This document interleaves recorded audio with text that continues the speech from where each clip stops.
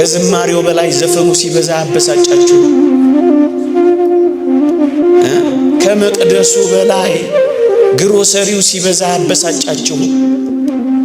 ወገኖቼ ዕጣን ከሚሸተው በላይ ሐሺሽ ማጨሳዎች ሲበዙ አበሳጫችሁ። ወገኖቼ በከተማችንና በአገራችን ከፍቅር በላይ ጸብ ሲገነገና አበሳጫችሁ።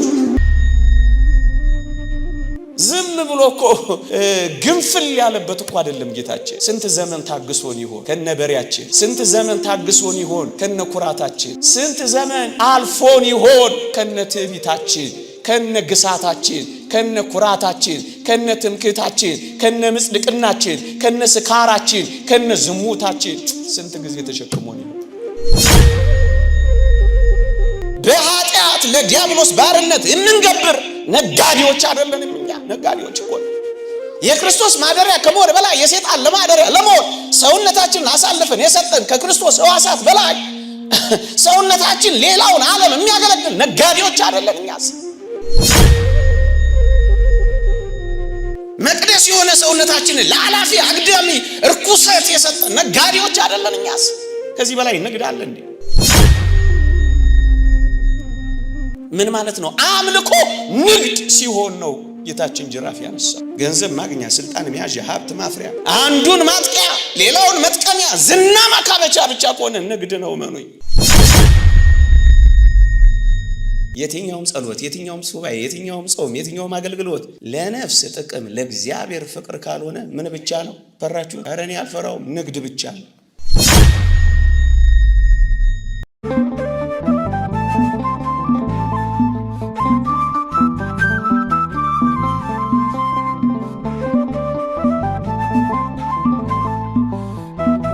ወገኖቼ ከየት ነው የምንጀምረው እኛ? መጽሐፍ ቅዱስ እንዲህ ይላል፣ ወንድሞች ሆይ ሰውነታችሁን ሕያውና ቅዱስ መስዋዕት አድርጋችሁ ታቀርቡ ዘንድ በእግዚአብሔር ርኅራኄ እለምናችኋለሁ፣ እርሱም ለአእምሯችሁ የሚመች በጎ አገልግሎታችሁ ነው የሚለው። ወገኖቼ የቱንም ነገር ብናደርግ ዓለምን የሚያሸንፈው መቀደሳችን ብቻ ነው፣ ንጽህናችን ብቻ ነው። ሰውነታችሁ ሕያውና ቅዱስ መስዋዕት አድርጋችሁ ታቀርቡ ዘንድ ነው የሚለው። ስለ መቀደስ አስባችሁ ታውቃላችሁ ወገኖቼ? አንደበትን ስለ መቀደስ፣ ሰውነትን ስለ አለማርከስ፣ ከክፉ ነገር ጋር ስለ አለመተባበር፣ ቅድስና ለእግዚአብሔር ከማለት አስባችሁ ታውቃላችሁ? ነቢያት መንፈሳቸው ንጹህ በማድረግ እኮ ነው እግዚአብሔርን ያዩት። በእርግጠኝነት ሁላችሁም እግዚአብሔርን ለማየት እንደምትመኙ አስባለሁ። የእግዚአብሔር ቃል እንዲህ ይላል፣ ትቀደሱም ዘንድ ፈልጉ፣ ያለ እርሱ ጌታ ሊያይ የሚችል የለም ይላል። እግዚአብሔርን ማየት ከወደድን መቀደስ አለብን ወገኖቼ። ለዚህ ነው በመቀደስ የጀመረው። ለዚህ ነው በማንጻት የጀመረው። ለዚህ ነው እርኩስን ነገር ከማባረር የጀመረው ወገኖቼ። በቀን ስንት ጊዜ ትቀደሳላችሁ ወገኖቼ? መጽሐፍ ቅዱስ ግልጽ ትምህርት ነው የሚናገረው።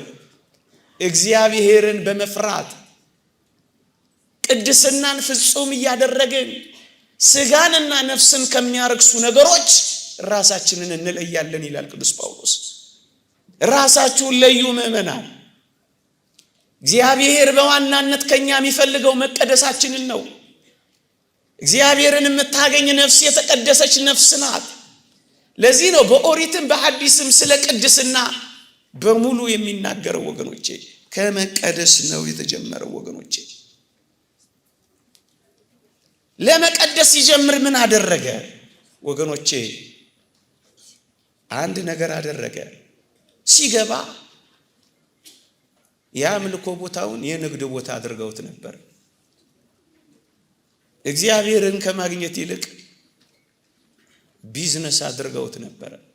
የበሬዎች ግሳት፣ የላሞች ጩኸት፣ የበጎች ሽታ፣ የርግቦች እሱን ያገኘው ጌታችን።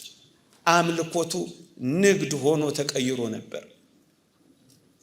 መቅደሱ ገበያ ሆኖ ነበረ። ይሄ እንዴት አያበሳጭም ወገኖቼ?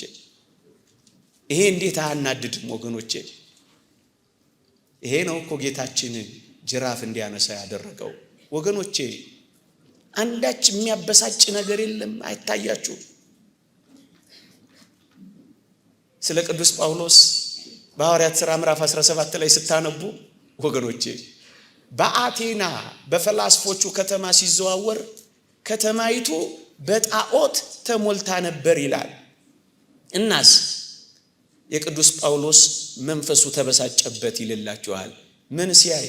ከተማይቱ በጣዖት ተሞልታ ሲያይ መንፈሱ ተበሳጨበት። ኦርቶዶክሳውያን አንዳች የሚያበሳጫችሁ ነገር የለም? ከዝማሬው በላይ ዘፈኑ ሲበዛ አበሳጫችሁ? ከመቅደሱ በላይ ግሮሰሪው ሲበዛ አበሳጫችሁ? ወገኖቼ ዕጣን ከሚሸተው በላይ ሐሺሽ ማጨሳዎች ሲበዙ አበሳጫችሁ? ወገኖቼ በከተማችንና በአገራችን ከፍቅር በላይ ጸብ ሲገነግን አበሳጫችሁ? መንፈሳችሁ አይበሳጭም እንዴ?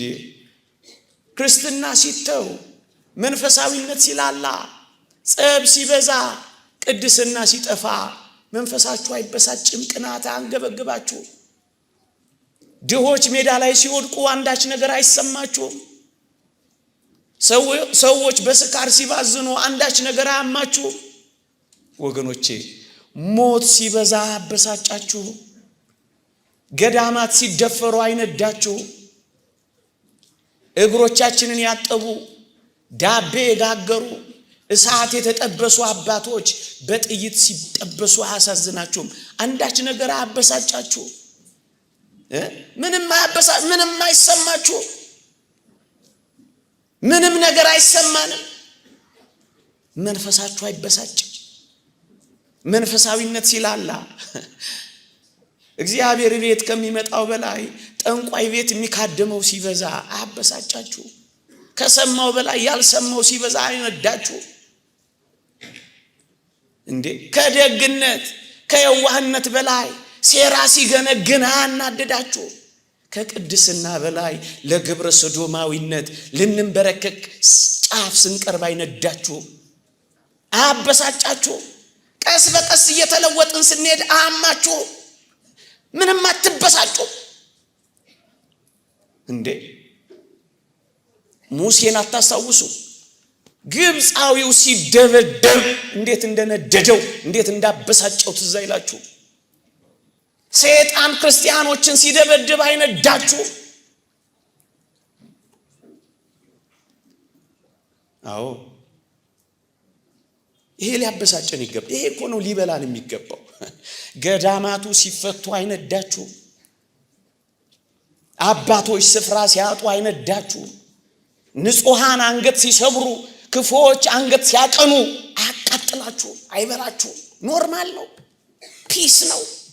ምንም አይሰማችሁ? ስራ ልንሰራ ነው የተሰበሰብነው ወይስ እንደ ከዚህ ቀደሙ ከንፈር መጠን ለመለያየት ነው የተሰበሰብነው? ለመቀጠልና ለማቆም ባለው የዚህ ዓለም ትግል ውስጥ የሚያበሳጫችሁ ነገር የለም?